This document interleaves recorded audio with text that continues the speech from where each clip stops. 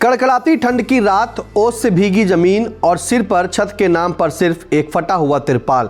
जी हां, जब पूरा गांव अपने अपने घरों में दुबक कर सर्दी से बचने की कोशिश करता है, तब हरदोई के बरमौला गांव का वेद प्रकाश उर्फ बेदू अपनी पत्नी और मासूम बेटी लक्ष्मी के साथ खुले आसमान के नीचे ठिठुरता है।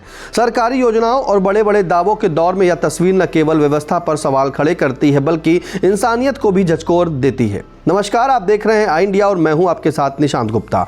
उत्तर प्रदेश सरकार सबको आवास का दावा करती है। प्रधानमंत्री ग्रामीण आवास योजना के तहत गरीबों को पक्के मकान देने की बात होती है, लेकिन जमीनी हकीकत इससे बिल्कुल उलट दिखाई देती है। बेदू का कच्चा घर पिछले साल बारिश में ढह गया, मिट्टी की दीवारें बह गईं और उसके साथ बह गई परिवार की सारी जमा पूंजी और उम्मीदें। तब से यह परिवार तिरपाल के सहारे जिंदगी काट रहा है। सबसे पहले वह मार्मिक तस्वीर देखिए, जिसमें उसकी छोटी बेटी लक्ष्मी अधिकारियों से क्या गुहार लगा रही है। अंकल नमस्ते। जिला हरदोई, ब्लॉक हरियाणा के गांव बरमौला।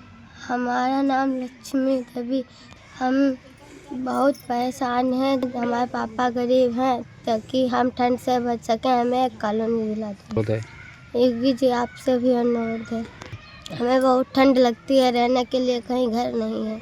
बहुत बार पापा ने हरदोई जाकर कोशिश की, लेकिन कोई सुना नहीं। उसकी यह अपील किसी भी संवेदनशील दिल को पिघला सकती है, लेकिन सिस्टम अब तक पत्थर बना हुआ है। बेदू ने प्रधानमंत्री ग्रामीण आवास योजना के तहत ऑनलाइन आवेदन किया। उसे भरोसा था कि सरकार उसकी मदद करेगी, लेकिन जब जांच हुई तो ग्राम प्रधान और सचिव की मिली भगत से उसे कागजों पर अपात्र घोषित कर दिया गया। सवाल उठता है कि जिस व्यक्ति के पास रहने को छत नहीं, खाने को पर्याप्त अनाज नहीं, वह अपात्र कैसे हो सकता है? यह केवल लापरवाही नहीं, बल्कि खुलेआम भ्रष्टाचार का मामला है। मामला सोशल मीडिया पर उछला तो प्रशासन हरकत में आया। नायब तहसीलदार मौके पर पहुंचे। हालात देखकर अधिकारियों को फटकार भी लगाई गई। गांव में हलचल मची। लगा कि अब न्याय मिलेगा, लेकिन कुछ दिन बाद सब फिर से शांत हो गया। फाइलें जो हैं वो दफ्तरों में दब गई और बेदू की जिंदगी वहीं की वहीं रह गई, फटे तिरपाल के नीचे। स्थिति तब और शर्मनाक हो गई जब मनरेगा में मजदूरी करने के बावजूद बेदू को उसका पूरा मेहनताना नहीं मिला।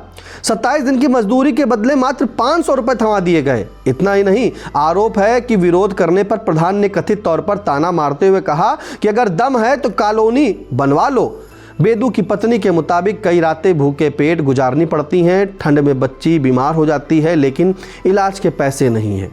ऐसे में डेमोग्राफिक डिविडेंड और विकास जैसे शब्द खोखले लगते हैं।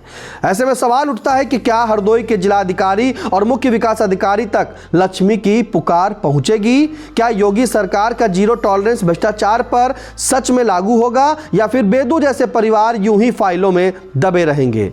बेदू केवल एक मकान नहीं मांग रहा, वह अपने परिवार के लिए जीने का अधिकार मांग रहा है। एक सुरक्षित छत, 2 वक्त की रोटी और सम्मानजनक जीवन। अगर इस हाड़ कपा देने वाली ठंड में इस परिवार को कुछ हो गया तो जिम्मेदारी किसकी होगी?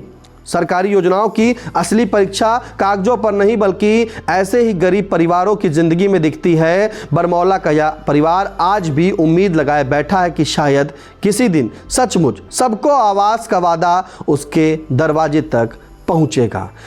इस खबर पर आपकी क्या राय है, कमेंट बॉक्स में जरूर बताएं। कैमरे के पीछे थे हमारे साथी अनुराग पांडे। जिला हरदोई, तहसील हरदोई, हरियाणा ब्लॉक। और उनको कहना हमने हमारा 4 मास में मकान गिरो, तो हमने उनको कहना जिला जाए करे आवेदन करो। उनको कहना तहूँ कोशिश नहीं भाई। आखिर मजिस्ट्रेट और नायब तहसीलदार आई कम्मत दें, तहूँ हमारे आवास की सुनवाई नहीं भाई। वेद प्रकाश सनाब रोशनलाल एक फिक्स करी थी, एक डीएम साहब फिक्स करी थी, और एक हाथों वहाँ दी थी, कोई उसकी सुनवाई नहीं होती। हाँ, जिला अधिकारी से निवेदन करिए।